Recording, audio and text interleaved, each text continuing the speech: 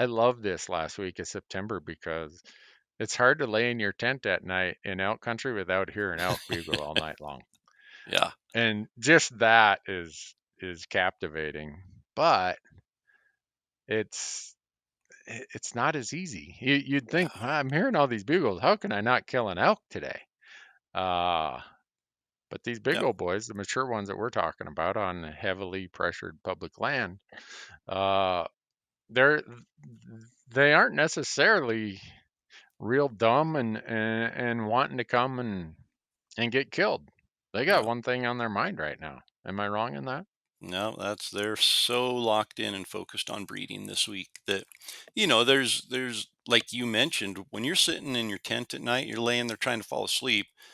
Sometimes I have trouble falling asleep because I'm so intently listening, like there's going to be a bugle. I know I'm going to hear a bugle, and I don't want to fall asleep and miss it, or you'll get woke up in the middle of the night by it. It goes back to that championship level, just the excitement of a championship game. Even if they aren't your favorite teams, there's a feeling, there's an intensity in the air. And you can feel that in September in the Elkwoods, that there's just a different feeling here, that things are happening, and it all is coming down to this week. So, as you mentioned, though, it's not all good. It's not all. In fact, it gets harder. I think the fourth week is more difficult to call mature bulls, not necessarily to hunt them, but more difficult to call mature bulls um, than the second or the third week. So Yeah, I we've mean, got some. if I As you say, we've got good things going for us. We've got no moon still. So for the rest of the week, we don't have to worry about full moon. By the end, the 30th or whatever, I think we're back to half moon or something, which still isn't enough to make a change in any behavior. So we don't have to worry about that this week. We've got the fall equinox that hits on the first day of this period that we're talking about, the 22nd. That's the day that triggers the estrus. So that's the day when daylight hours are equal to nighttime hours. The limited daylight going into a cow elk's pupil triggers her that now is the time to conceive a calf elk. And so there, like you said, more and more cows are coming into estrus, and that bell curve, usually I think it's the 27th, 28th is kind of the peak of, and once again, take this all with a grain of salt. This is a very general statement. These studies that we're talking about, they're not spread over a huge geographical area, but the average date where more cows are bred than any other is usually September 27th, 28th. And it can extend into the 10th of October. But that bell curve gets much smaller, and the number of cows that are bred gets much lower there. So from here until the 27th or 28th, things are going to be ramping up from a breeding perspective, which means the bull's focus and his attention is going to be diminishing every day on anything other than the cows that he has in his harem.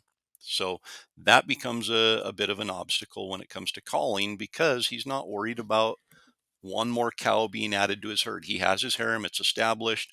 He's not going to leave 7 cows that are going to be bred in the next 3 days to go and take a chance for this one cow that's over there pleading with him to come check him out. He's also not going to take a chance of going and fighting and looking, responding to a challenge from another bull, because when he leaves, another bull might come in and steal this cow that gets bred 15 minutes from now, and he doesn't have a chance to recover that cow and get back on track. So calls can be, the hard part, the frustrating part is we're hearing more calling. And we would think the more calling we hear, the better we're going to be with our calls. But it's not usually the case. And it's just because they are so locked on breeding right now that calling a bull into your setup can be a little bit more challenging.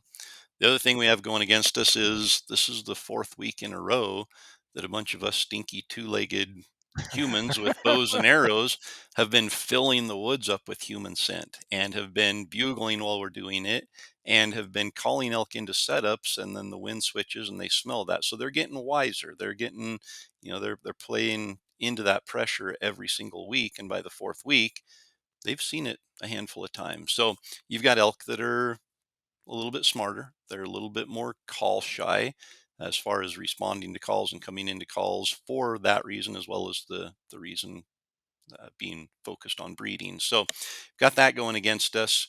The weather should be good. Should have frosty mornings. all of that should be good. Consistent thermals.